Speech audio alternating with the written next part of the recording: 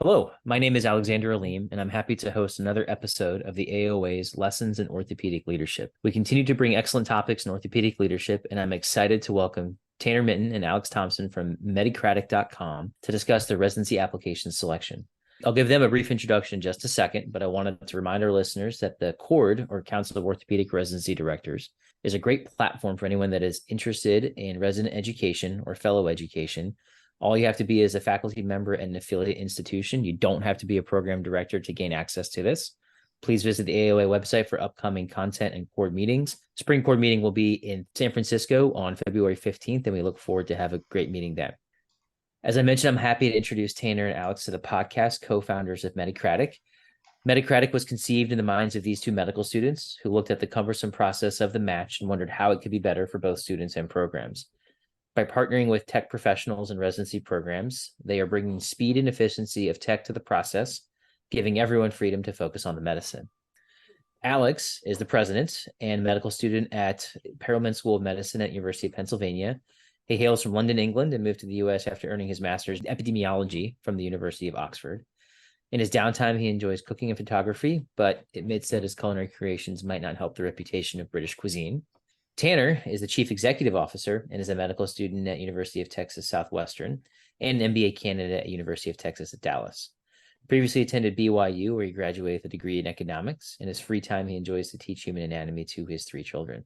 Alex and Tanner, thanks so much for coming. We really appreciate y'all taking the time and letting the AOA and the leadership know about this new platform. Yeah, we're excited to be here and to discuss some of the opportunities available here as well.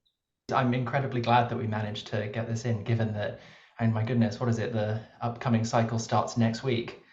Yes, absolutely. So it is September 21st when we're recording this. So we are exactly 6 days away from when the ERAS applications open. I guess first off, just like, how did this get started? You're in two different medical schools. How'd y'all get connected? And what was sort of the impetus? Obviously, there's a lot of changing stuff within the resident selection process. Full disclosure, I am a program director for orthopedic surgery. So I'm really excited about the next kind of 4 to 5 weeks to get through all of this. So maybe, Tanner, let us know kind of how this started, kind of what brought this on, and how did this even kind of come about?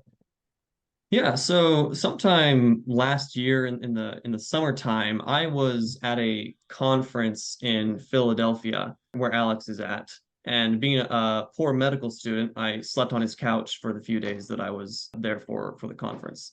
And at that time, we discussed a paper of mine, a publication that had recently been accepted that looks at the effects of capping interviews and what that would do to match results.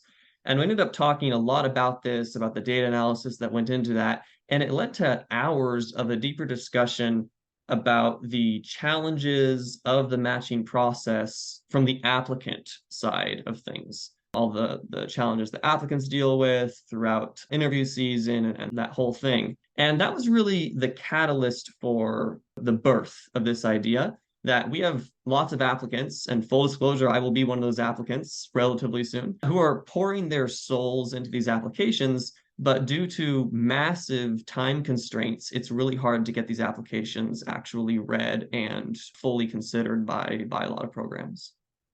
At least for me, I feel like, Tanner obviously came to this kind of general concept, like, somewhat earlier than I did, but it was, I guess it was actually just a few weeks after you stayed with me. That was actually when the ERAS cycle opened last year, I guess the 22-23 cycle. And I actually ended up helping out a residency program at Penn, essentially like in the so-called screening phase, right? They've received a large number of applicants and they need to, in a sense, pick from that broader set, right? The pool of applicants for whom they have the time and the capacity to review. And I guess it was in the process of kind of figuring out what those filter values were, it made me realize that applying for residency is incredibly stressful for medical students. Famously, I think it genuinely might be more stressful for the program directors. Right?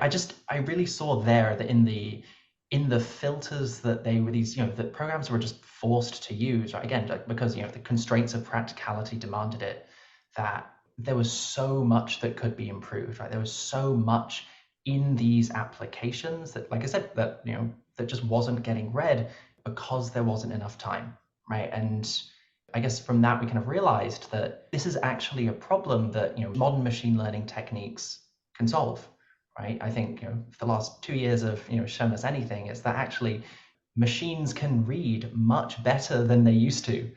And that, right, there's so much richness in these applications that now can be pulled out and understood, right, not only quickly, right, but in a way that is, I think, sympathetic to, right, the applicant who's poured so much time into putting it together. It's a great story, and it's funny how some of these things do just happen on the couch, crashing on someone's apartment for a little bit, and that's where great ideas are born a lot. You both mentioned there's stresses on both sides, the applicant side in terms of sort of the unknown.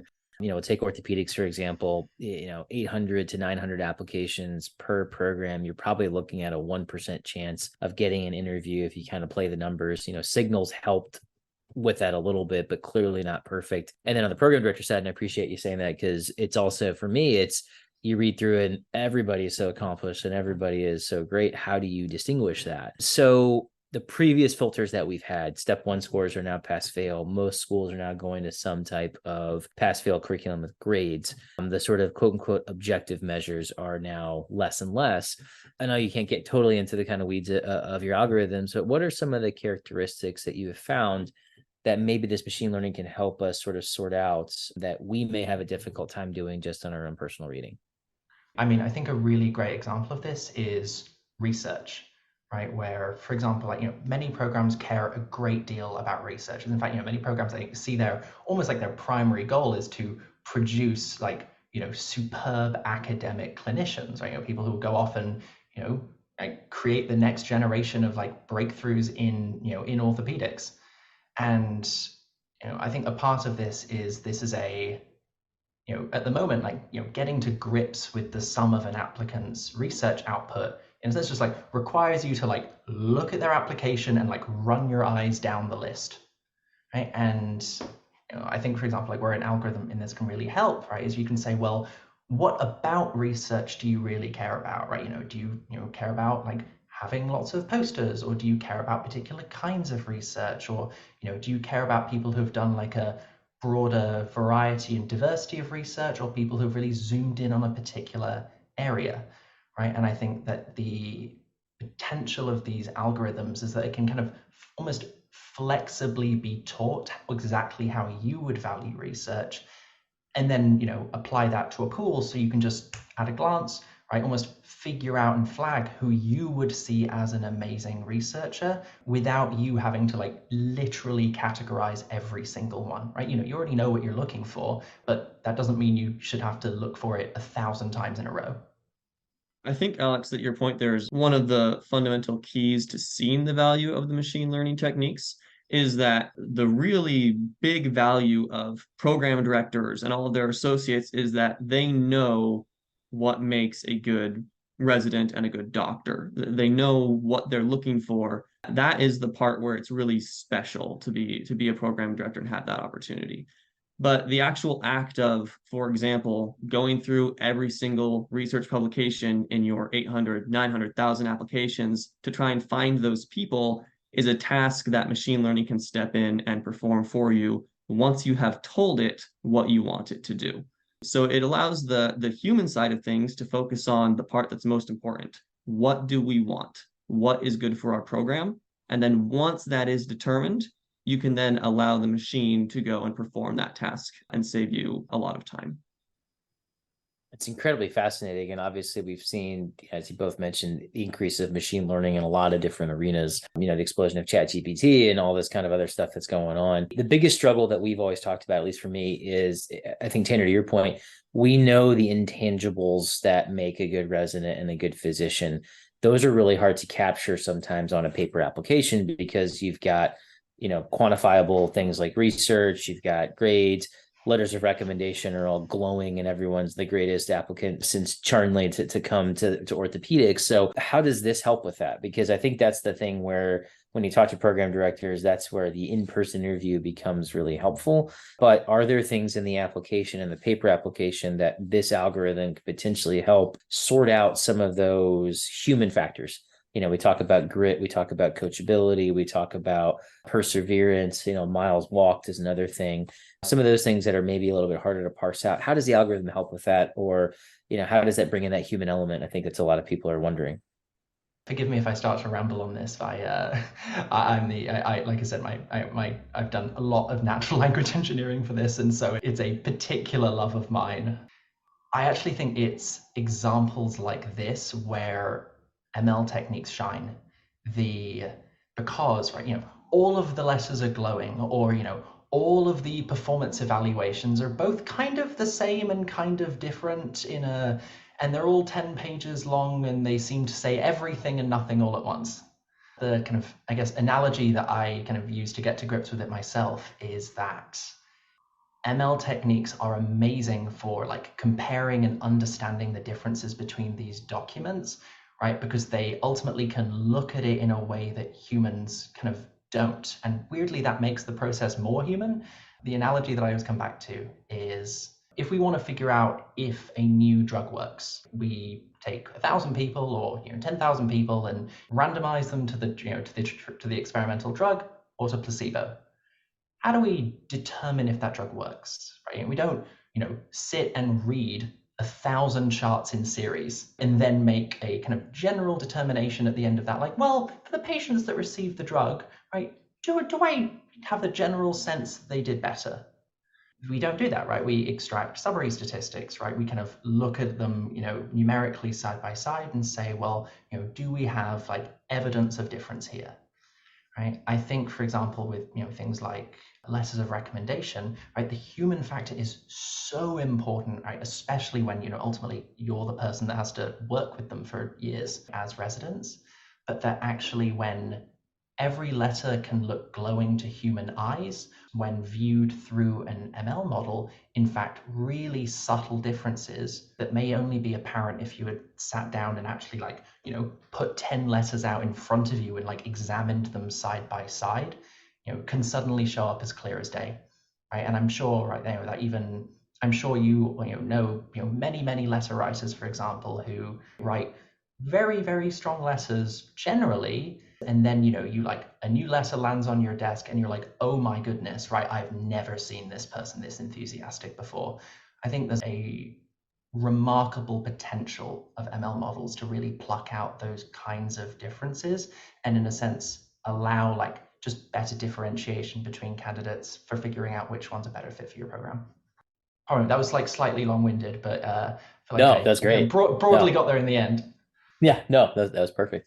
So it's interesting that we bring this up because one of the things that we struggle with, at least talking to other program directors, is the human element on our side as well. Like there's a lot of us that sort of kind of bring in well, I've been doing this for 20 years. I've been successful. I know what I need to know because I can feel it kind of, and it's implicit bias to some degree. And then those things get put into this algorithm a little bit in terms of what to do. How do you convince that program director that's had success for the last 25 years and basically says, you know what, I'm pretty good at this.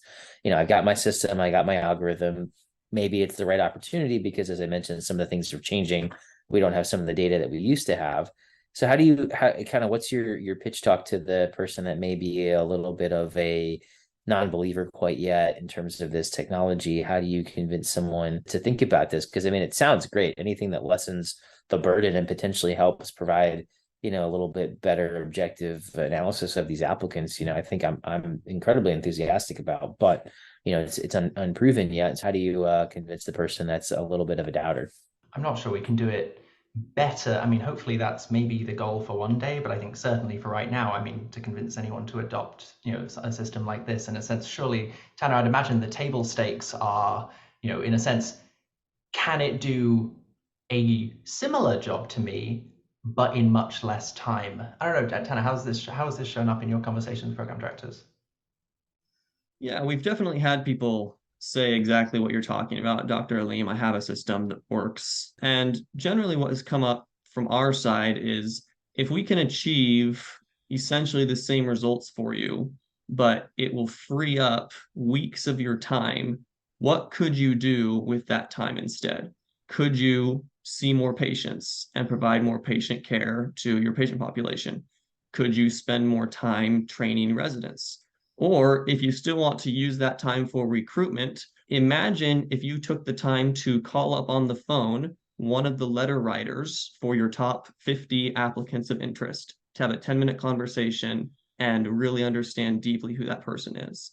So the amount of time that can be made available and what a program director can do with that for their institution, for their personal life, for recruitment is really one of the great values of this. If we can take something that a doctor is doing that doesn't require specific doctor skills like reading research entries so that the doctor can return to what they've spent decades of their life learning how to do, which is provide healthcare and save lives and things like that.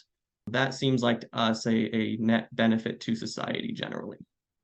Or maybe just get some of their evenings in October back. Yeah, I mean, even the free time thing is, as a program director, that comes not very often. So that's wonderful to hear. Obviously, we have an orthopedics focus with this, and we know the numbers in orthopedics are overwhelming in terms of the last couple of years. The number of applications, the number of applicants is far exceeding the number of matched spots. We continue to have a 30 to 35% unmatched rate. One of the fears that's kind of come up in the realm of the virtual interviews and the realm of sort of the less objective data is that a small number and a small pool are going to get the vast majority of the interview offers because they all kind of look, you're going to kind of get the best of the best. Virtual and interviews make it easier and people can potentially interview multiple places. I noticed one of the selling points on your website was to try to make this process more equitable. Speak a little bit on that.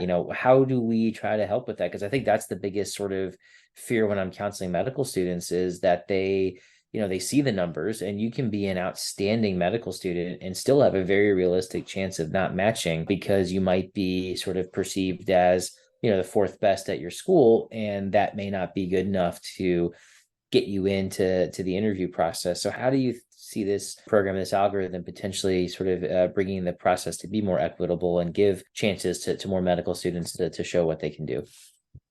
Something I've been struck by actually, I guess in conversation with program directors is actually how different their preferences are from each other. That is to say, how in a sense, I guess programs are, there's like such like a, preclinical medical student thing to say, I guess. I was very surprised that there are lots of good ways to be a doctor. And so something that I've been really excited about actually, for the potential of something like this is that, in a sense, given that everyone, if every program director, if they had like unlimited time and could comb through every single application they receive, would probably end up picking very different people anyway, because not every orthopedic surgeon has to be an amazing researcher, right? Not every orthopedic surgeon, right, necessarily is going to be the president of the orthopedic surgery interest group. But that, in a sense, by taking some of the burden off of those numbers to do the selecting, that actually, the breadth of people who can be offered a position in orthopedic surgery widens. Yeah, I think that the big value of the machine learning for this specific piece is that decisions that have to be made about who to interview can now take in a lot more information than they could before to help diversify the people that are being truly considered. So even with program directors that we've spoken to that are very, very excited about holistic review, nearly all of them say, yeah, we apply a couple filters before, just because the time constraints do not allow the review of the hundreds or thousands of applications that are being received. So with machine learning, you're not stuck with filters that are, for example, step scores, like you have to score a 230 to even enter our review pile. There's no real difference between a 229 and a 230 on step, but people are being separated in this artificial way. With machine learning, instead of caring so much about a step score, you can now tell the software, I want people who are in the top half as far as having a growth mindset demonstrated throughout their application. Or if you are an academic center and you care a lot about research, you can say, the way that I'm going through these applications is I want the top half of people who are producing the type of research that we're looking for. And so this will really allow each program to focus closely on what its unique mission is, instead of all programs having to default to some of the easily applied filters because that's all that's available to them. That's really, really fascinating. So maybe let's move into the practical kind of application. Talk to us about, as you're setting this up with the program director, what's the process? Kind of, how do you set up the algorithm? Sort of how long does it take? What are the kind of meetings that you have? And you've already mentioned, just in the kind of couple dozen programs that you've worked with so far, a lot of striking differences in terms of what they're looking for. So clearly this seems like we can customize it per, as you mentioned, each program's unique mission. So how does that process work? Kind of what's that timeline look like? And then do you have to do any kind of run throughs or anything like that before you kind of see a finished product? And obviously, I'm assuming that each year of data you get, it refines itself, you learn more, and it could potentially get better and better theoretically as you get more and more programs and more applications kind of within that. I mean, you can go on to medicratic.com and sign up for a free account right now if you so please. I mean, not to turn this into a sales or demo meeting, but So to answer your question, Dr. Aleem, the software, the way that it exists in its current form, is that it really has sort of two different parts to it. And the first part is the part that program directors really get involved in, where they teach the software what they are looking for, what works for their specific program. And so it's through this first part that the software is able to learn, how does this program director want me to evaluate these applications? And that's where the uniqueness comes in from one program to the next, and where the software will come up with very different ideas at the end of that session in order to know how to evaluate those applications. That process, it depends on how extensive the program director wants to be, how much they want to go into, but it's generally about a 35 to 40-minute process to get the software to understand everything that you want it to do. The hard part for the software then is applying what it's learned to the applications as it reads them. For the program director, that part's easy. You just sit back. But the software has to do a ton of work as it applies all of that stuff. And so that takes a little bit longer. For orthopedic programs, it's about an hour probably based on the number of applications that you have. But that's really the important fundamental link to understanding how machine learning should be used on the program side. The machine learning should be used only to apply the preferences of the program. It should never be making decisions about what is a good applicant or a bad applicant. All of that depends on what the program is trying to do with their residency program. So the program director has to spend that initial half hour, 45 minutes of investment time to transfer their own ideas about what they want to the software, so that the software is really just a workhorse to be able to read all the applications and apply those ideas much, much faster than a human can. I have to say, Tanner, I've been very impressed with how some programs have ended up using this we've had everything from, like, for example, the PD and then the APD together, right? Do the survey individually and then compare the results and either like adjudicate or just say like, oh, that's interesting. I didn't know you cared about this so much. And the other ones is we've had individual PDs complete the assessment multiple times, in a sense, because, for example, we have an, Ortho Scholar track, which is, particularly designed for people who want to become, researchers. And then I'll do it again for the kind of, the conventional track. That's amazing. I mean, you're saying 2.5 hours for a process that may take us almost a month and a half for a lot of kind of, if you're doing that holistic review. That's impressive. That time saving, you undersold that completely. So that's great to hear. I know we can't go into the individual programs that y'all have engaged, but have you noticed maybe a trend in specialties or a trend in institutions, whether it's geographic or kind of more traditional academic institutions or others, that have seemed to kind of be early adopters into this technology? Yeah, great question. Up until this point, we have seen that specialties that are more likely to be early adopters are commonly specialties who might have a more acute sense of urgency with getting the applications read and analyzed and things like that. So specialties that are receiving many, many applications per spot have seemed to be more interested than those that maybe it's not quite as difficult to get through all of them, which I think makes a lot of sense. Absolutely. As far as geographic patterns, I have not noticed any, although we haven't specifically analyzed that. I haven't seen anything that's abundantly obvious. This is incredibly fascinating, and you guys have really piqued my interest in this. So it's going to be really fascinating to see how y'all go this. I wanted to kind of pivot just a little bit. So machine learning, we talked about AI a little bit. One of the kind of big topics that we've talked about on the program director side is how are applicants going to use AI machine learning in their own applications to kind of craft and create what looks like a great applicant. As you mentioned, we can put in our own preferences and we can read these things, but how do you distinguish that? And if you're thinking about this on the applicant side, well, can I put in something and say, here's my experiences, create an application that makes me look or shows my own potential in, like you said, growth mindset, perseverance, research kind of thing to do that. Clearly it's going to happen. And clearly I'm sure we're going to read some personal statements this year that were created by ChatGPT or other AI.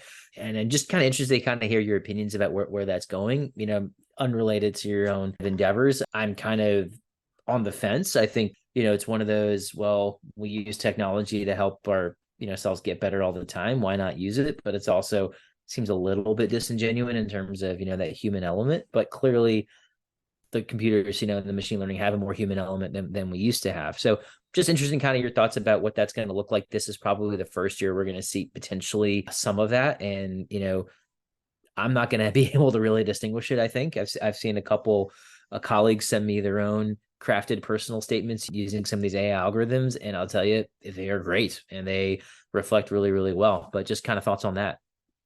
I think it's an incredibly relevant question. As someone who spends a lot of time, I guess, with the kinds of models that, for example, like the ones that power ChatGPT, right? Large language models, right? Many of these models are essentially trained by just feeding them enormous amounts of text scraped from the internet and essentially asking them like, oh, given this text, predict the next word in the sentence. And so I think an interesting kind of side effect of that is that, because they typically spit out the most or almost the most predictable next word, right? You, in a sense, if you ask it something generic, you will almost certainly receive something generic.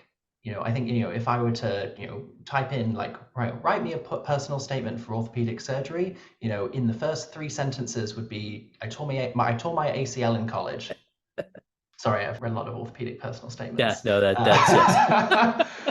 And so I think an interesting thing about this system, I hope, is that people don't feel the need to craft such a persona around themselves, because they can be instead comfortable in knowing that the program that most wants someone like them, right, will be able to identify them from their pool of applicants, right? If all they need to do is write an application that is a true reflection of who they are, right? Applicants can always write, I'm sure, to put themselves in the best light. But I mean, I guess that's kind of no different than what happens now. Right. I think in terms of the ethics of using AI to write a personal statement, I mean, I feel like that's not really our position to judge. Although I guess to note, I suppose ERAS's terms of use this year do expressly prohibit that. I think that ultimately the goal of an application is to tell a story that only you can tell, and that maybe these tools will help people put that into words, but that that is certainly I think an ongoing cultural question that it's still being litigated. Yeah, I think just to add a little bit to what Alex summarized very well, I think that there's 2 possible outcomes from this. One is that program directors simply stop using the personal statement as a way to evaluate applicants because it becomes more or less worthless. But the other way to look at it is, if ChatGPT is creating personal statements that are more effusive and more sympathetic to the applicant, even before ChatGPT, applicants could lie and they could pay someone to write a personal statement for them. And yet we were all still using the personal statements to evaluate applications. So I don't know that much has changed other than just the tool that is being used. There's still always people who will act dishonestly or unethically, and there's people who won't. And that's just how it's kind of always been. Great. I guess, Well said.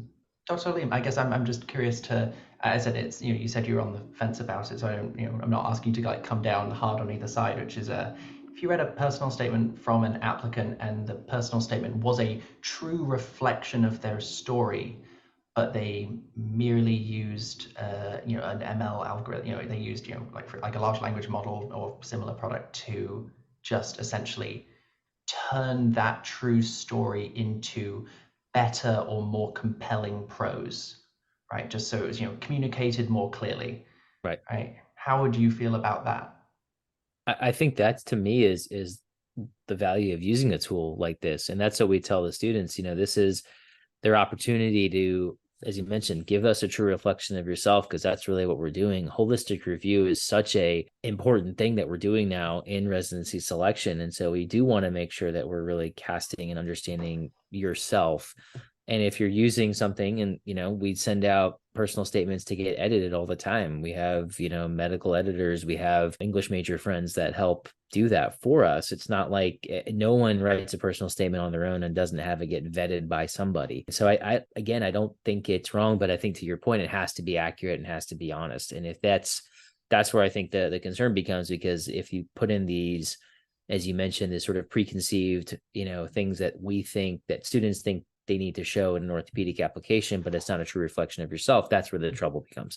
It's a false narrative of who you are, and you're putting in things that you think are going to reflect well, and buzzwords that you think program directors are going to want to kind of take a look at. That's where I think that the trouble becomes. But I think we all agree, if we really are trying to be honest and have an honest assessment about what we want, I think the use of this technology makes a lot of sense on both sides, to better present yourself as an applicant, and from my side to have a better understanding about how I can sort through all these applications and really try to find the qualities that are important to our mission. So, I mean, it's an incredibly interesting time where we are right now with things. So this has been an awesome discussion. Tanner and Alex, you guys are way more entrepreneurial and creative than I ever could imagine. And it's impressive that y'all are doing this while in medical school. So I am really excited to kind of see where this takes you. As a reminder to our listeners, Medicratic.com is the website. It sounds like it's a very easy piece to navigate, especially requesting a demo and trying to get kind of things set up. Any closing thoughts that y'all may have? Any closing words in terms of applicants or program directors as we go through this process? And Tanner, you said you're applying right now, so best of luck to you. Thank you. Just a correction for the record, I'll apply next year. Next year. Oh, sorry. So you got one more year. Okay. Yes. Wait, don't want to make me Tanner, older than I am. Wait, Tanner, is this whole venture like a long play to match into orthopedics? That's exactly right. Yes. Yeah, that's why I took a year off, is to meet Dr. Aleem and try and match at his university. No, but as far as closing remarks go, it was great to be here. We really appreciated the opportunity. I think that there's a lot of misconceptions and misunderstanding about what machine learning does. And I think if we can help to clarify that this is a fantastic tool that will augment what program directors want to be able to do with their applications, then that would be a success for us. Yeah, I'd say it's almost grossly sappy to say, but I really do see that there are facets of this technology that will make the whole residency application process like more human, not less, right? For people on both sides. That is fantastic. I appreciate the time. Tanner and Alex, best of luck with the venture. Again, Medicratic.com. This has been a really, really great discussion. Thanks, y'all.